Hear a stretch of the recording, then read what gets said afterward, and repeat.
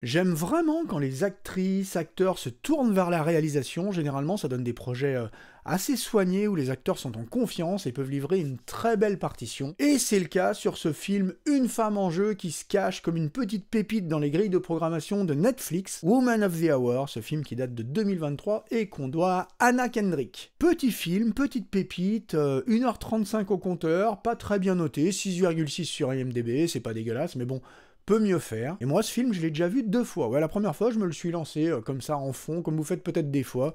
Je savais pas trop quoi regarder. J'ai dit, bon, je vais voir comment ce film se passe. Et puis au pire, je ferai autre chose en même temps. J'ai été tout de suite happé par les qualités de la réalisation. Et ce film m'est resté en tête. Je l'ai revu une semaine plus tard parce que j'avais envie d'en profiter en sachant à quoi m'attendre. Alors ce film, il est sorti nulle part dans le monde, hein, enfin dans quelques pays triés sur le volet. Il a dû bénéficier d'une sortie technique, je pense. Il a surtout été diffusé sur Netflix. Et c'est là, je trouve que Netflix trouve toute sa force de proposition, c'est parce que ça devient le refuge pour des actrices, des acteurs, des réalisateurs, chevronnés ou pas, qui ont des projets à proposer et qui trouvent plus leur place sur grand écran. Là, Anna Kendrick, elle s'essaie à la réalisation. Anna Kendrick, vous la connaissez, hein, Pitch Perfect, tout un tas de petits rôles, elle a ce petit minois assez sympa, cette gouaille, elle a fait beaucoup de comédie. Moi, c'est une actrice que j'apprécie, sincèrement, je vois pas beaucoup de merdouilles avec elle, elle est plutôt convaincante à chaque fois dans chacun de ses rôles. Et alors, je peux dire qu'à la réalisation, elle m'a complètement bluffé, surtout que ce projet, c'est pas ce qu'on pouvait attendre d'elle. En toute honnêteté, si on m'avait dit Anna Kendrick va réaliser un film, j'aurais dit ouais, bon, bah, elle va réaliser une petite comédie sentimentale, quelque chose dans le genre. Non, là, elle s'attaque au parcours d'un serial killer, Rodney Alcala en particulier. Alors, Rodney Alcala, si vous allez voir un petit peu sur Wiki de qui il s'agit, c'est un serial killer premier ordre, hein, un espèce de mec cruel, sans âme, qui a tué, violé à répétition, à une époque où on pouvait s'en sortir assez facilement. Alors le nombre de ses victimes, il donne le tournis, hein, il a été condamné pour une poignée de victimes, puis non officiellement on dit que ça pourrait dépasser les 30, on avance des chiffres délirants, jusqu'à 130 victimes, voire 300, et c'est pas complètement improbable. Là, ce film va s'intéresser à un moment de son parcours. C'est-à-dire que là, on n'est pas en présence d'une série télé, forcément, on n'a pas le temps de développer tout ce personnage, tout ça, donc elle a choisi de cristalliser son récit autour d'une apparition du personnage dans une émission de télé. Bah ouais, vous ne rêvez pas, on est à la fin des années 70, en 78, et Rodney Alcala va faire une apparition dans The Dating Game, l'équivalent chez nous d'un tournée-manège. Vous vous souvenez de cette émission, avec des couples qui viennent pour se rencontrer, en l'occurrence 3 hommes qui viennent pour concourir pour les faveurs d'une femme qui est sur le plateau. Et l'intelligence d'Anna Kendrick, ça va être de superposer 3 parcours différents. D'abord le parcours du tueur en lui-même, donc là ça se fait à base de flash-forward, flashback, c'est très malin, elle en fait pas trop, elle a une mise en scène absolument extraordinaire. Là, moi, ce qui m'a happé en premier, c'est vraiment le jeu des actrices, des acteurs qui est incroyable, parfaitement dirigé. Elle, Anna Kendrick, elle est vraiment à son aise. Franchement, moi, j'ai été porté par les prestations dans ce film. Mais il y a aussi une mise en scène ultra élégante. Dès que vous lancez le film, la première scène, vous êtes là, ah ouais, d'accord, il y a un vrai parti pris de mise en scène. Franchement, Anna Kendrick, elle en a sous le pied. Alors, je dis pas qu'elle devrait réaliser le premier Marvel, mais quand on va chercher un peu n'importe qui pour réaliser des gros budgets aujourd'hui, là, je pense qu'elle a une belle carte de visite.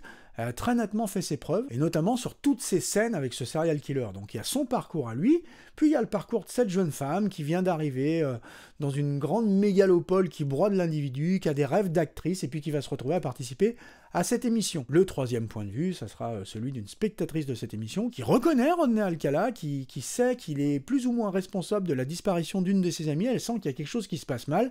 Bien entendu, cette jeune femme, elle est black, à une époque où on accorde peu d'importance à leur voix. Il y a beaucoup de critiques sociétales dans ce film, hein. Énormément. C'est très agréable d'avoir le point de vue d'une femme fin, pertinent, argumenté, équilibré, et qui infuse comme ça des critiques sur la société de l'époque, et à travers cette critique sur la société dans laquelle on vit aujourd'hui. Mais là, pour le coup, le parcours de la jeune actrice est parfaitement montré, et elle se fait broyer dans un monde d'hommes, complètement macho, aigri, avilissant pour les femmes. Bref, dès le début, hein, son entretien pour participer au tournage d'un film, c'est une catastrophe, on voit des mecs qu'on a envie de tarter, et puis plus tard, sa rencontre avec le producteur, présentateur de l'émission, absolument affreux, mais elle va s'en sortir, elle est touchante, elle est attachante, et son parcours est vraiment très bien montré. Et puis comme je vous l'ai dit, la troisième trajectoire de cette jeune femme qui va essayer de tirer, de donner l'alerte, en allant carrément voir la police, bien sûr, ses plaintes resteront lettres mortes. C'est assez incroyable ce film, ça me rappelle un film que j'avais vu, un film français sur l'affaire Guy Georges, ça s'appelle L'affaire SK1, si vous ne l'avez pas vu, c'est une petite pépite là encore. C'est un film que je trouve assez extraordinaire dans sa progression, dans sa façon de montrer les choses, et surtout de montrer à quel point on avait 1000 fois l'occasion de choper Guy Georges, mais non, qu'on l'a en quelque sorte laissé faire à cause de l'impuissance et du côté incapable de la justice à le choper.